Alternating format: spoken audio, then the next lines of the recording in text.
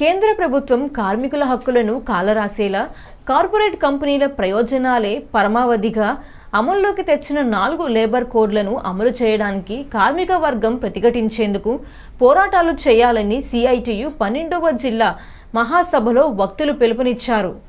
స్థానిక గోదావరి ఘటన ఉన్న వైఎంవిఏ హాల్ కామ్రేడ్ రోజాలోవా నగర్లో central of India trade union జిల్లా మహాసభ సోమవారం జరిగింది. ఈ సభకు సిఐటియు రాష్ట్ర అధ్యక్షులు ఏవి నాగేశ్వరరావు, రాష్ట్ర ఉపాధ్యక్షులు వి ఉమామహేశ్వరరావు, సిపిఎం జిల్లా కార్యదర్శి టి అరుణ్తో పాటు వివిధ సంఘాల నాయకులు హాజరయ్యారు. వారు మాట్లాడుతూ కార్మికులు వద్దన్నా వినకుండా కేంద్ర ప్రభుత్వం లేబర్ కోడ్లను బలవంతంగా అమల్లోకి తెచ్చిందని ఆరోపించారు.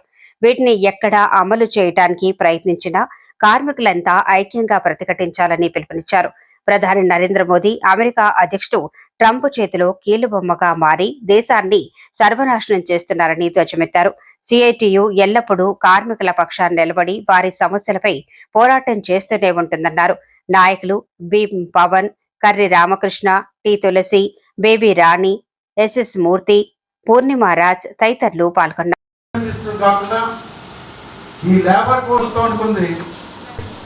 కార్మిక వర్గం చూస్తూ ఊరుకుంటుంది అని అనుకుంటున్నారు అని చెప్పి సుప్రీంకోర్టు తీర్పిచ్చింది. సమ్మెలు చేయడం, సమ్మెలు ఆగిపోయేది మన అంగన్వాడీలు కావచ్చు, చేయడానికి ఏ పరిశ్రమలోనైనా ఏ సంస్థలోనైనా కానీ ప్రయత్నాలు చేస్తే మనం పెద్ద ఎత్తున ప్రతిఘటన చేయాలి. వాటిని అమలు కాకుండా మనం నిలబడాల్సిన అవసరం ఉంది. రాబోయే కాలంలో ఈ లేబర్ కోడ్ అమలుకు వ్యతిరేకంగా కార్మిక వర్గం మొత్తం నాంది ఈ నెల 16వ తారీఖున ఇక్కడ రాజమండ్రిలోనే సదస్సు జరుగుతోంది. ఆ సదస్సును జయప్రదం చేసి ఆ సదస్సు ద్వారా మనం రాబోయే కార్యాచరణకి పూనుకోవాల్సిన అవసరం ఉంది.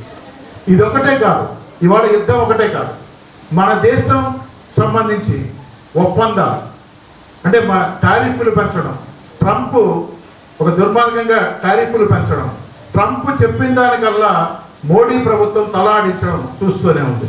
ఇది చెప్తూ ఉన్నాడు, మేము భారతదేశానికి రష్యా నుంచి చమురు దిగుమతి చేసుకోవడానికి ఒక నెలల పాటు దిగుమతి చేసేటప్పుడు మేము అనుమతి ఇచ్చాము.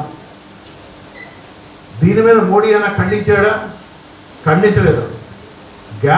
చమురు మనం కొనుక్కుంటామంట, మనం కొనుక్కోవడానికి వాడు పర్మిషన్ ఇస్తాట. వాడేవాడు పర్మిషన్ ఇవ్వడానికి మనకి?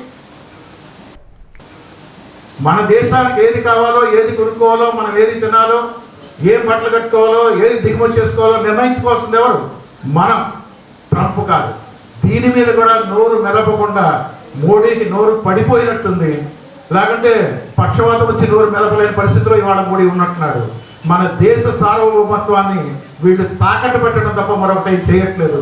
దీనికి వ్యతిరేకంగా మనం మన గొంతునెత్తాల్సిన సమయంలో మనం ఈ మహాసభల్ని జరుపుకుంటూ ఉన్నాం.